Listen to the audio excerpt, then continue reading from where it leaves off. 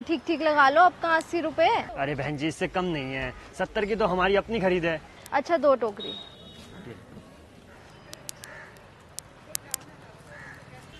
बहन जी बैंगन दे दूं?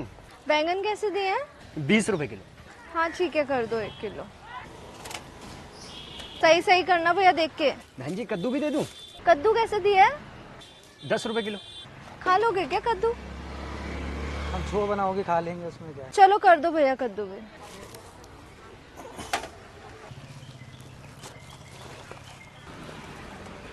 चलो मैं वहाँ से आइसक्रीम ले लेती हूँ, आप इन्हें पैसे दे के आ जाना।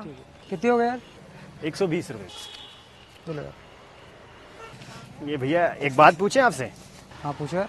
जो मैडम है ये क्या अपनी अंग्रेजी स्कूल में पढ़ी हैं? हाँ यार, तुमको कैसे पता? नहीं भैया, वो टमाटर सबसे नीचे रखे हैं और कद्दू ऊपर रख दिया। टमाटर का तो भैया हो गया होगा अब तक। देखो देखो देखो देखो देखो देखो देखो देखो मेरी बेबी नंबर 1, वो है वो है वो है वो है मेरी बेबी नंबर 1। 1 किलो और टमाटर पैक कर दे यार।